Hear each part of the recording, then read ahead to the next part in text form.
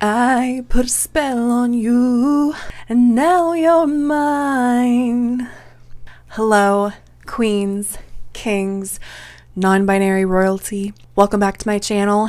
Today, we are discussing one of my favorite Halloween movies. Hocus Pocus is such a classic. I only just watched it 2 years ago, and this year, it's the perfect year to make an astrological analysis video on Hocus Pocus. Because this movie takes place on a Halloween night when there's a full moon. Guess what this Halloween is? A full moon. So we're going to be talking about Hocus Pocus and the characters and what zodiac sign I believe they are. All of this information basically comes from a book called The Only Astrology Book You'll Ever Need.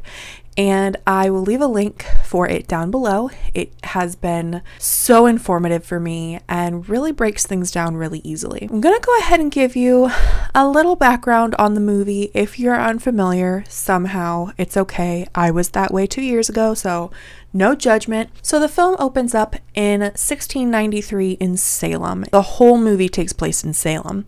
But the beginning of the movie, we're in the 1600s during the Salem witch trials. And then it jumps forward 300 years to 1993. Yes, it is a classic 90s movie, and therefore it is cheesy, just like a classic 90s movie should be. Lots of talking to do. Okay, the title scene. Well, right off the bat, the book that has the title Hocus Pocus on it has 4 prominent zodiac signs. We know there are 3 Sanderson sisters. So what is that 4th zodiac sign? So the 4 signs are Virgo, Leo, Gemini, and Taurus. Now, when I first saw this title sequence, I was like, oh, I see 3. These must be for the sisters. But then I saw the 4th one and was a little confused. But I have a theory. So stick around to the end of the video to see that. The characters we're going to be covering in this video are obviously all 3 Sanderson sisters. We're going to be covering Thackeray Binks, good old boy, Max and Danny Dennison, and Alison. We're going to get started with the queen herself, Winifred Sanderson. I almost said Simpson, and I was like, what are you doing? Okay. But why is it that I'm feeling like every major character in one of these videos just happens to be a Virgo, like me? But like facts, guys. I have facts and proof. Winifred is a Virgo. Okay, she just is. She is born between August 23rd and September 22nd. Literally, I'm watching the movie and I'm just like, oh my God, is she a Virgo? Oh, damn it. She's the Virgo. And the first moment that I would say it stuck out to me that she is definitely the Virgo of the sisters is Oh, look. Another glorious morning. Makes me sick. The mood she sets right off the bat. She also loves her book as if it's a pet. Wake up, darling. Yes. Oh, come along, darling. There you are. Like a true Virgo, she values knowledge and wisdom, and intelligence is a hallmark of the Virgo. So she probably loves this book more than her sisters. She is very focused and will do anything to shut her sisters up so she can concentrate. Focus and concentration are huge Virgo moods.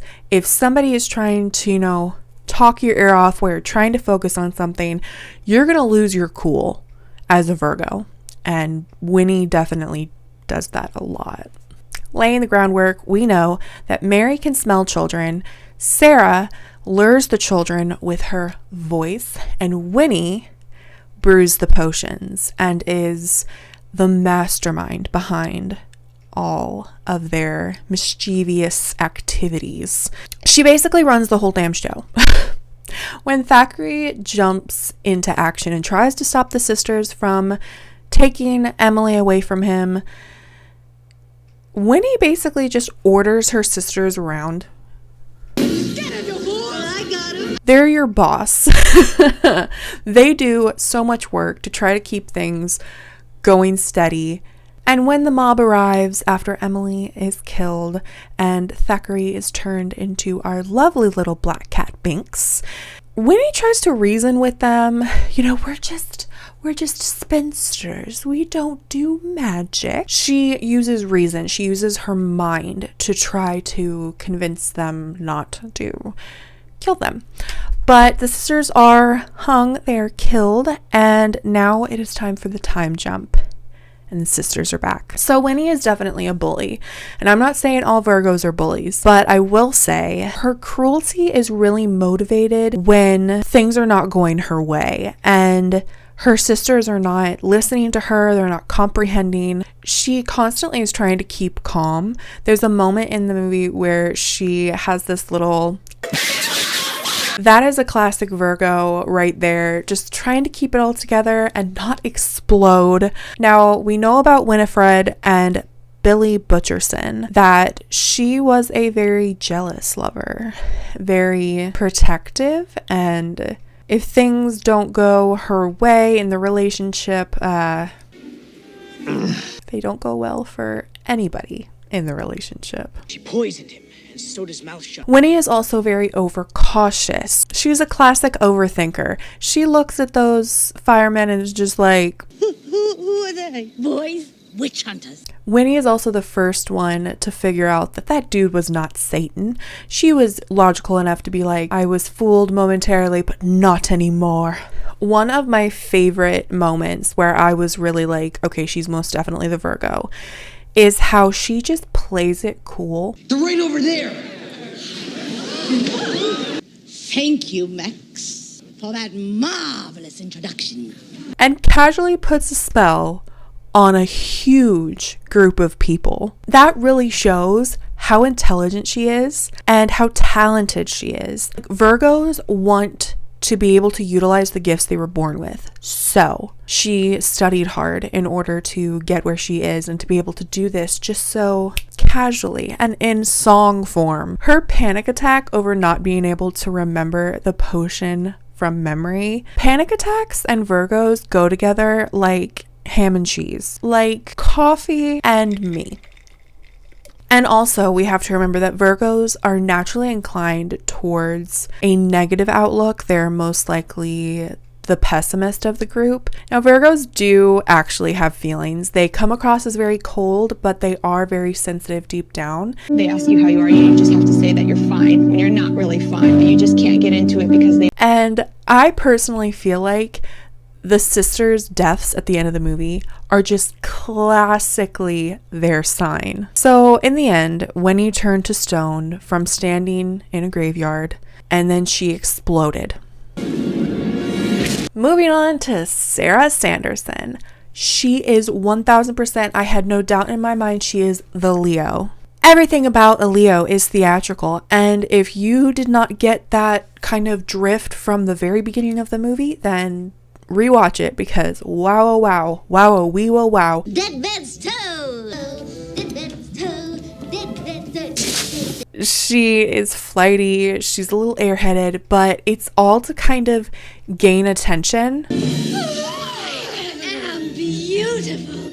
Boys will love me. Is that not just a classic like Leo thought? They may not say it out loud, but they know they're beautiful, and they know that others are aware that they are beautiful. Time jump. When Winnie is bullying Sarah and Mary, Sarah's really the one that's not affected. She laughs it off. She has a lot of confidence in herself. When we learn about Winifred and Billy the Butcher, when we learn about them, we find out that Billy was actually sporting with Sarah. Now, I had to look this up. According to Collins Dictionary, sporting with someone can mean play with, take advantage of, flirt with, toy with, or fool around with. We got that drift, but it was like old English, like sporting with, and I wanted to make sure that was what I thought it was, and it is. So now we know Sarah's open to cheating with her sister's man. I'm not saying Leos are cheaters. I'm not saying that. What I'm saying is that Sarah did this, and I believe that it was most likely to try to pull attention back to herself, because Winifred was getting the affections from a man, and how dare she? I have to get all the attention in this family. Hey Billy, how you doing? Like, so again, bringing attention back to herself. When Max fools the sisters into thinking that Dawn has arrived, Sarah's the last one to fall over dramatically. She's a born entertainer. This is just what she does. And then when the sisters realize they were fooled, Sarah is just happy to be alive. Life's a stage. It's the little things that really make you happy. And then in the end, when the sisters die, Sarah has her arms outstretched and whispers, "Winnie!" Flamboyant right up into the end. Now, I have a soft spot in my heart for Mary Sanderson because this poor child, I feel bad for her. Okay, Mary is a Taurus. She was born between April 20th and May 20th. She is very eager to impress her sister Winifred. She really wants Winnie to know that she's trying her best. Once the sisters are alive in good old 1993, we see a lot more of Mary's personality, and we see that she is very shy and reserved. Out of all of the sisters, she has a lot less screen time. She doesn't have as many lines. She's kind of in the background reacting. And that kind of reserved nature is a very Taurus. She is deeply sensitive and easily wounded, and we can tell that she's affected by Winnie's bullying. Now, Mary actually does listen to Winnie, and she's very attentive. She tries to voice that she's being attentive, but Winnie is just so wrapped up in the fact that Sarah is such an airhead that Mary kind of gets swept to the wayside. Mary is very calming, and Taurans love anything that is comfortable. So when Mary suggests a calming circle... Wait, sisters, I have an idea. Since this promises to be a most dire and stressful evening, I suggest we form a calming circle. I am calm! It's very Taurus, like Winnie freaking out. Classic Virgo, man. This whole scene where Mary is trying to form a calming circle and calm Winnie down really shows that she reads her sisters well. She can tell when they are dealing with something, when they're stressed, and she's very empathetic. Again, another huge sign just screaming Taurus when all hope seems lost and Winnie's having a very dramatic breakdown. Mary is the one trying to cheer her up. Taurus people are thought of as very serene and someone you can really depend on in times of trouble. She even offers to let Winnie hit her to make Winnie feel better. I honestly feel like crisis management would have been a great job for Mary if the whole witchy business didn't, work out. And in the end, when the sisters die, Mary looks just kind of bunched up and terrified and just says, Thackeray Binks. Thackeray Binks, thou mangy feline. I would like to share that when I first watched this movie and discovered that there was a character named Thackeray, I lost my mind. Thackeray. It's kind of satisfying. I believe Thackeray Binks is a Capricorn. Capricorns are born December 22nd through January 19th, and Capricorns are marked by a purpose of pursuit of destiny. Like, this is what they were meant to do with their existence. Well, hello there, immortal Binks. He is very protective and very brave when he is trying to save his sister Emily from the witches. Emily, you wake my father. Summon the elders. Go! I think one of the biggest moments for me was seeing how Thackeray approached trying to save his sister. He didn't just open the front door and walk in and say, "Hey, stop it." No, he peeked through the window. He climbed up that, whatever that is, and he snuck in and watched, and he was trying to gather as much information, size up the situation, examine his options, and then jump into action and try to save her. No! Oh boy! Capricorns are actually known to have an amazing sense of humor once you get them to open up a little bit. All right, now, sadly, Thackeray has been turned into an immortal black cat, and it's been 300 years. And he is still guarding that house to make sure that no idiot comes in and lights the black flame candle. When a Capricorn takes on a task, they stick to it and they complete it to the best of their ability. While Binks did not choose his immortal life, he took control of it like a true Cappy and stood guard over the Sanderson house for 300 years to ensure other children won't suffer the same fate as his sister. I wanted to read that word for word because I really liked how I worded it. When Max does light the candle, Binks appears. It's very obvious he has zero tolerance for Max's bullshit. Nice going, Max. Get the spell book. Come on, move it. It takes a while for a Capricorn to open up, and we can tell that Binks is very reserved and he's very lonely. He explains the curse beautifully. He kind of keeps his feelings to himself, and when he does open up after the sisters have been killed in the kiln, he really is affectionate and very open and deeply loyal. Take good care of Danny, Max. You'll never know how precious she is until you lose her. And once he's given a new home with the Dennisons, even if it's just for a few more hours, he decides that he is going to protect Danny at any cost. Hag! There are not enough children in the world to make thee young and beautiful. Let's talk about our boy Max Dennison. Max is an Aries. He was born between March 21st and April 19th. He is new to Salem. An Aries life is literally, this is a quote from the book, an Aries life is marked by arriving at a certain place and then being turned in a new direction, end quote. And I think what happens in this movie is certainly pushing Max into a new direction in life, you know what I mean? So he has this typical 90s California boy vibe. His aesthetic is put together. He's got that tie-dye shirt, he's got that swoopy hair. He knows what he's about, you know? But he's also a huge dick. Granted that you guys here in Salem are all into these black cats and witches and stuff. Although his candy company conspiracy is pretty sound. It's a conspiracy.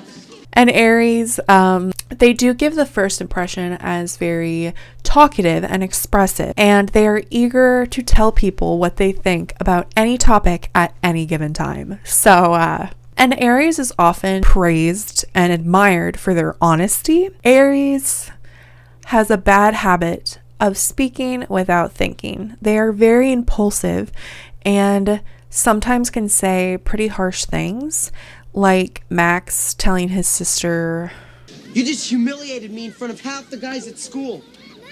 So collect your candy and get out of my life. But he is quick to make amends, and he is protective of his little sister, and he doesn't want to ruin her Halloween night.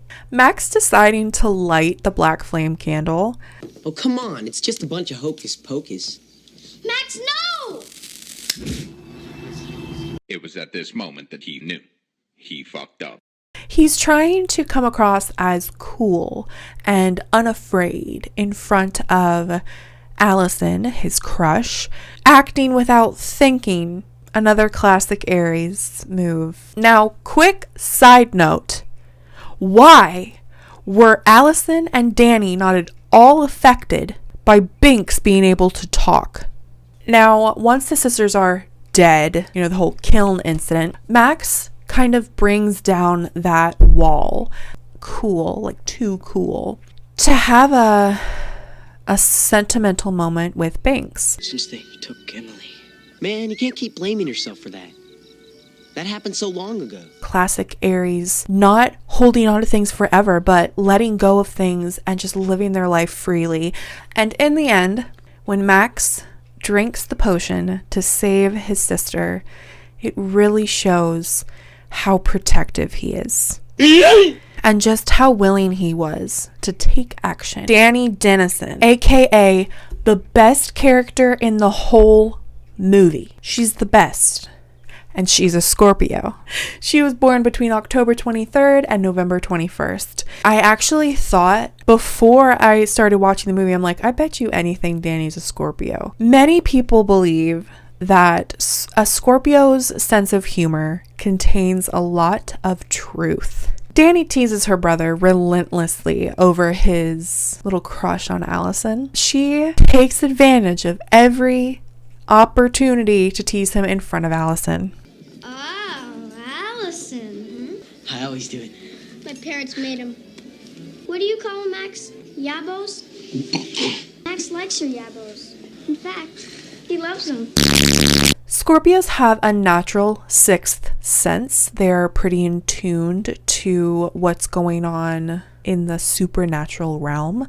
And Danny even says in the beginning that this night is a full moon and all the weirdos are out. You are one of the weirdos, just so you know. Anyway, she does try to lean on nostalgia to get Max to take her trick-or-treating. But when things don't go her way, she knows exactly what to do. She isn't afraid of bullies. Drop dead. Moron. In fact, bullies should really be afraid of her. Should have punched him. Moderation, restraint, and casual are not in a Scorpio's vocabulary. She literally has no filter. Would have killed me. He used to have died like a man. And one of my favorite moments in the entire movie is when the sisters return. Max has lit the candle, bursts through the door. Alison, Danny, and Max are hiding, and Mary starts sniffing out Danny. When they do find her, she is calm, cool, and collected. I thought that would never come, sisters. Greetings. She is so damn smart and so calm in that situation. And this is actually a classic Scorpio trait. They are always evaluating, always preparing their moves. They always have a strategy. Now, when Scorpios spot a weakness in their rival, they move in for the kill. It doesn't matter how young or old you are. You sold your soul. You're the ugliest thing that's ever lived, and you know it. Once the Scorpio opens their hearts and truly trusts someone, they love deeply. Danny really does connect with people or cats who used to be people very deeply, just like a Scorpio. Now moving into Alison, who is one of my favorite characters in this movie, even though she does seem to have a very minor role compared to everyone else. Alison is so cool, and let me explain why. I believe Alison is a Gemini, born between May 21st and June 20th. So Geminis are known to be very intelligent, adaptable, and have a great communication strategy. They mostly live in their minds. They're very intellectual and they love to perform. They love to put their wit and intelligence on display for everyone to see. It just so happens that Halloween is based on the ancient feast called All Hallows Eve. It's the one night of the year where the spirits of the dead can return to Earth. Alison was like, oh no, honey. When Alison, Max, and Danny are at the Sanderson house, which is now a museum, she is so eager to share what she has learned from her mother who worked at the museum and what she has personally studied. She obviously loves to learn about history, and that is another classic Gemini trait, is that they are a student of life who love to know a little bit about everything. And when the sisters return after the candle was lit, Alison's the last one to speak up and move in for an attack. And that is classic Gemini, because they want to plan their movements. And because she did this, she saved Danny and Max. Now, I will say, Alison coming up with the idea to burn the witches in the school kiln is brilliant. Like, nobody else thought of this, but one simple accident led to her coming up with a brilliant idea. Now, another big thing. Geminis are very in tuned to their environment. So even though the sisters are dead, as far as they know, Alison still doesn't feel quite right. I don't know. Something's not right. And she wants to grab some salt before she goes home, just in case. And I think she's very aware that things might not really be over. Because she had that little sixth sense and they got the salt, she was able to save herself and Max when the witches came for Danny. And she is the one who pieces together that the witches only have until sunrise. Hannah's magic will soon be spent. her listening skills, her communication skills. Gemini is ruled by Mercury, which is the planet of communication. So she is very in tuned. Now, my theories about the fourth symbol, and then also about at the end of the movie, the book, its little eye flutters open. What does that mean? Well, here is my theory. I am guessing that the fourth symbol actually represents a fourth witch, and I think it's Alison. Now, here's why. Winnie actually calls Alison a clever little white witch when Alison has the salt and is pointing it at their faces to protect herself and Max from them. She clearly had an interest in the witch trials and was eager to share and eager to learn. She wanted to open up the book, even though she knew there was a risk, because she wanted to learn more about magic and about these spells. And she's also the one that helps solve a lot of major plot points. Here's my theory. If Alison is a current day witch, maybe the book opening its eye represents that it has a new owner, Alison. And maybe they were thinking of doing a sequel where Alison was going to learn about her powers and learn how to control them. And then maybe an old enemy of the Sanderson sisters were going to come back and she would have to fight them off. I think that would have been a dope sequel, by the way. I would have watched it, okay? But there you go. That is my astrological analysis for Hocus Pocus. And if you think my guesses are accurate or totally off, let me know in the comments, and I will talk to you guys in my next video. Bye.